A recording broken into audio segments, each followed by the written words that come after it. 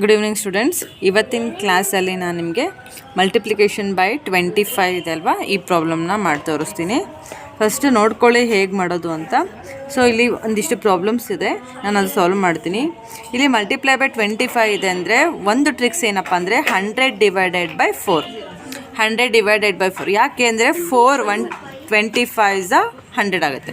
4 100.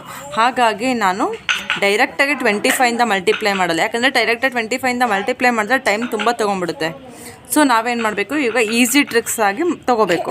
Like 100 divided by 4 ಮಾಡೋಣ. 100 ಅಂದರೆ ಇಲ್ಲಿ 2 zeros ಎಕ್ಸ್ಟ್ರಾ ಬರ್ಕೋಬೇಕು, ಡಿವೈಡೆಡ್ ಬೈ 4 ಅಂತ ಬರ್ಕೋಬೇಕು. ಓಕೆ, ನೋಡಿ ಇವಾಗ 4 1s are 4. ಈಗ 2 ಡಿಜಿಟ್ಸ್ ತೊಗೋಬೇಕಾಗುತ್ತೆ, ಯಾಕಂದರೆ ಇಲ್ಲಿ ಸಿಂಗಲ್ ಡಿಜಿಟ್ ತೊಗೊಳಕ್ಕಾಗಲ್ಲ, ಬಿಕಾಸ್ ಇಲ್ಲಿ 2 ಇದೆ, ಇಲ್ಲಿ 4 ಇದೆ. ಹಾಗಾಗಿ 2 ಡಿಜಿಟ್ಸ್ ತೊಗೊತಿದ್ದೀವಿ ಅಂದ ತಕ್ಷಣ 0 ಬರ್ಕೊಂಬಿಡ್ಬೇಕು.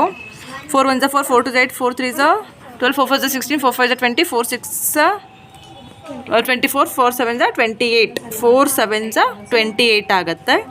ಅಗೇನ್ ಇಲ್ಲೂ ಕೂಡ 2 ಡಿಜಿಟ್ಸ್ ತೊಗೋಬೇಕಾದ್ರೆ 0 ತೊಗೋಬೇಕು. 4 5s are 20. ಇಲ್ಲಿ 2 zeros ಎಕ್ಸ್ಟ್ರಾ ಇದೆ, ಆ 2 zeros ಆ್ಯಸ್ ಇಟ್ ಈಸ್ ಬರ್ಕೊಳ್ಳಿ. ಸೊ ಯುವರ್ ಆನ್ಸರ್ ಇಸ್ 1070500 ಆಗುತ್ತೆ.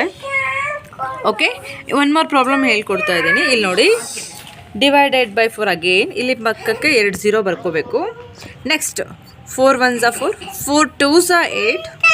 ಓಕೆ, ಇಲ್ಲಿ 6 ಇದೆ, 4 1s are 4.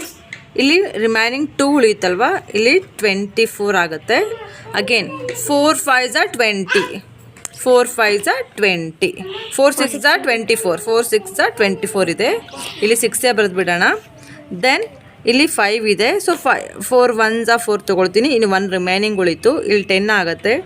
Then 4 2s are 8, ಮತ್ತೆ 2 ಉಳಿತು, 4 5s are 20.